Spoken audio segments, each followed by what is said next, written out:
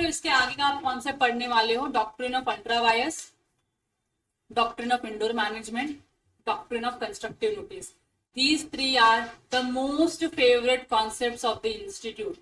Institute question पूछ के यहां से पूछता है, इंक्लूडिंग प्राइवेट लिमिटेड कंपनी का डेफिनेशन. बाकी और जगहों से क्वेश्चन पूछने की प्रोबेबिलिटी बहुत कम होती है, क्योंकि यही इतना इंपॉर्टेंट फैक्टर है उनको. तो आपको मैंने बताया कॉर्पोरेट बिल और उसका lifting along with the case studies, उस पर क्वेश्चन आएगा. डॉक्ट्रिन ऑफ अल्ट्रा वायर्स पे आएगा, डॉक्ट्रिन ऑफ कंस्ट्रक्टिव नोटिस पे आएगा, और doctrine of indoor management and private limited का जो डेफिनेशन है उसके बेसिस पे क्वेश्चन आता है. So this 5 to 6 areas are most favourite areas of the institute to ask question from. यहाँ तक क्लियर हो गया आप लोगों को. तो आप लोगों को ये पढ़ते वक्त बहुत ही सतर्क रहना है और सावधान रहना है. अगर आप लोग सतर्क और सावधान हो तो ही मैं ये प्रोविजन चालू करूंगी. अगर आपको सतर्क और सावधान होने के लिए कुछ चीजों की रिक्वायरमेंट है तो मुझको बता दो, I will try to provide that.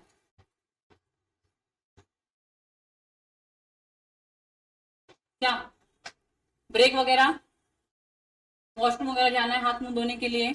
नहीं. Everybody is okay if I continue?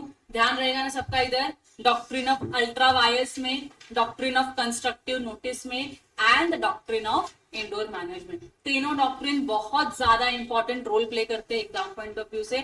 तो आपको इतने ध्यान से इसको पढ़ना है कि तुमको सोए हुए रहोगे, तुमको और कोई क्वेश्चन आके पूछना है, बताओ डॉक्ट्रिन ऑफ अल्ट्रा वायर्स क्या होता है, इंडोर मैनेजमेंट क्या होता है, तो तुमको आना चाहिए बताने के लिए. यहाँ तक क्लियर है? चलो शुरुआत कर दे. इससे पहले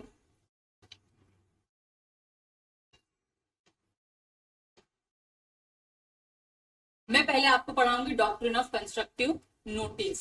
इसका मतलब क्या होता है, ठीक है? अल्ट्रा वायर्स के पहले आपको हमेशा पढ़ना चाहिए डॉक्ट्रिन ऑफ कंस्ट्रक्टिव नोटिस. कहाँ गया?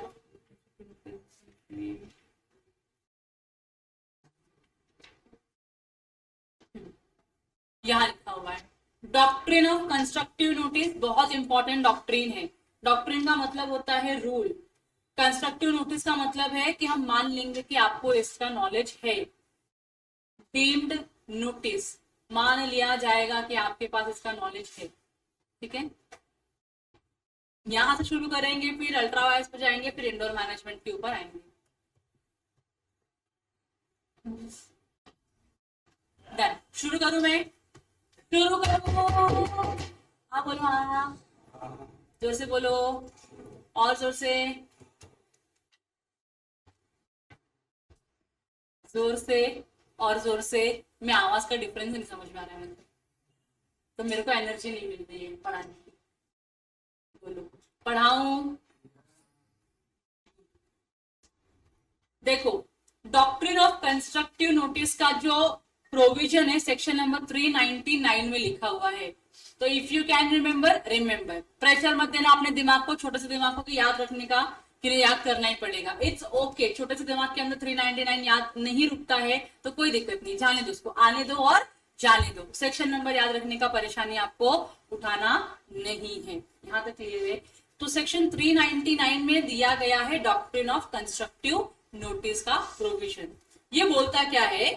Any person can inspect bye electronic means any document kept by the registrar or make a record of the same or get a copy or extracts of any document including certificate of incorporation of any company on payment of prescribed fees. Doctrine of constructive notice बोलता है कोई भी आम आदमी किसी भी company का document जो है चेक कर सकता है. देखो, इलेक्ट्रॉनिक मीन्स से आप डॉक्यूमेंट को इंस्पेक्ट कर सकते हो. तो यहाँ पे लिखो point number 1, inspect bye electronic means any document. आप ऑनलाइन जाके और इलेक्ट्रॉनिक फॉर्म में आप डॉक्यूमेंट को चेक कर सकते हो. जो रजिस्ट्रार के पास फाइल्ड है, क्योंकि कंपनी को कंप्लायंस करने होता तो हमेशा डॉक्यूमेंट किसके पास रहता है? आरओसी के पास रहता. तो आरओसी से आप डॉक्यूमेंट ले सकते हो. दूसरा, आप उसका रिकॉर्ड रख सकते हो अपने पास, अपने कस्टडी में रख दो, सॉफ्ट कॉपी. आप उसकी कॉपी, अगर आपको फिजिकल चाहिए ना, आप फिजिकल कॉपी भी मंगा सकते हो. कि मेरे को इस कंपनी के इस डॉक्यूमेंट का फिजिकल कॉपी चाहिए, बस आपको पेमेंट करना पड़ेगा, आपको फिजिकल कॉपी मिल जाएगी। या किसी डॉक्यूमेंट का सारांश मतलब एक्सट्रैक्ट ले सकते हो, छोटा मोटा कोई कंक्लूजन की किसमें से क्या निकला वो आप लेके रख सकते हो। यहां तक कि आप सर्टिफिकेट ऑफ इनकॉर्पोरेशन भी किसी भी कंपनी का डाउनलोड कर सकते हो। इन शॉर्ट मुझे क्या बताना है आपको, इन शॉर्ट एनी डॉक्यूमेंट, ठीक है, any document which is filed with ROC, filed with ROC can be inspected, recorded, kept by any person। तो कोई भी व्यक्ति की कंपनी के किसी भी डॉक्यूमेंट को जो आरओसी के पास फाइल है उसको इंस्पेक्ट कर सकता है, डाउनलोड कर सकता है, रिकॉर्ड बना सकता है, उसका एक्सट्रैक्ट ले सकता है, उसकी कॉपी ले, सब कुछ कर सकता है उस डॉक्यूमेंट के साथ। It can be any document which is filed with the ROC. ROC के पास जो डॉक्यूमेंट गया वो डॉक्यूमेंट पब्लिक डॉक्यूमेंट हो जाता है और वो डॉक्यूमेंट कोई भी पर्सन पैसा देख के डाउनलोड कर सकता है। तो यहाँ पे जो प्रिस्क्राइब्ड फीस है वो 100 रुपए की है। अगर मुझको किसी भी कंपनी का डॉक्यूमेंट डाउनलोड करना है आई हैव टू पे 100 रुपीज। कंपनी की शुरुआत से होने से लेके आज तक आरओसी में जितना भी डॉक्यूमेंट सबमिटेड होगा मैं सारे के सारे डॉक्यूमेंट देख सकती हूँ। समझ में आ रहा है आप लोगों को? पहला पॉइंट क्लियर है? तो इसका ये मतलब है इसमें मुझे memorandum of association and articles of association दोनों मिल सकता है कि नहीं मिल सकता, क्योंकि ये भी क्या होता है आरओसी के पास रजिस्टर्ड होते हैं सारे डॉक्यूमेंट। तो मुझको मेमोरेंडम का एक्सेस और आर्टिकल का एक्सेस दोनों का एक्सेस मिल जाता है यहाँ से। यहाँ तक कोई डाउट है किसी को? पहला पॉइंट उन्होंने बहुत ही सिंपल बोला है कि कोई भी व्यक्ति किसी भी कंपनी का कोई भी डॉक्यूमेंट इंस्पेक्ट कर सकता है, रिकॉर्ड कर सकता है, कॉपी ले सकता है, एक्सट्रैक्ट ले सकता है, जो भी उसको करना है कर सकता है on the payment of prescribed fees. पहला पॉइंट क्लियर है आप लोगों को? Memorandum and article of a company when registered, जब आप मेमोरेंडम और आर्टिकल को रजिस्टर करते हो with the registrar become public document. तो जिस मोमेंट में मेरा एमओए एओए रजिस्टर हो गया आरओसी के पास, मैंने आरओसी को सबमिट कर दिया, वो क्या बन जाता है? मेरा पब्लिक डॉक्यूमेंट बन जाता है। And they are available for inspection to any person. तो कोई भी इंसान उसको चेक कर सकता है on the payment of nominal fees. Again 100 रुपए पे करके आप उसके डॉक्यूमेंट चेक कर सकते हो। In other words, Section 399 confers a right of inspection to all. Right of inspection हर एक पर्सन को दिया कि नहीं? तो कल को तुमको लगता है कि मुझको इलीट गुरुकुल लिमिटेड का डॉक्यूमेंट देखने का कि क्या है उसके अंदर, क्या आप देख सकते हो? यस, आप डाउनलोड करो देख सकते हो। आपको टाटा स्टील का डॉक्यूमेंट देखना है, क्या आप देख सकते हो? डाउनलोड करो देख लो, कोई दिक्कत नहीं है। आगे, it is therefore the duty of every person dealing with a company, जितने भी लोग कंपनी के साथ डील करते हैं, कॉन्ट्रैक्ट करते हैं, ये उनकी ड्यूटी है। क्या होगी उनकी ड्यूटी? कि मेमोरेंडम को और आर्टिकल को देख लो एक बार। कोई भी कॉन्ट्रैक्ट करने के पहले मेमोरेंडम को देख लो और आर्टिकल को देख लो। To inspect its document and to make sure that this contract is in conformity with the provisions, but where a person reads them or not, it will be presumed that he knows the content of the document। तो उन्होंने पहली duty क्या impose की? अगर आप किसी भी company के साथ कॉन्ट्रैक्ट करते हो तो पहली चीज जो है वो ये है कि आपको ये देखना है कि जिस मैटर के लिए मैं कंपनी के साथ कॉन्ट्रैक्ट कर रहा हूं, क्या कंपनी के पास पावर है वो काम करने का? बराबर की नहीं? पावर नहीं हो फिर भी कंपनी पावर के बियॉन्ड नहीं काम करते तो उसका कॉन्ट्रैक्ट का कोई वैलिडिटी है नहीं, कॉन्ट्रैक्ट नल एंड वॉइड हो जाएगा मेरा। तो वो कॉन्ट्रैक्ट को वैलिड करने के लिए first you go and check the document whether this document authorises the company to do certain activity और नॉट। ये आपकी ड्यूटी है देखना, और आपने नहीं देखा तो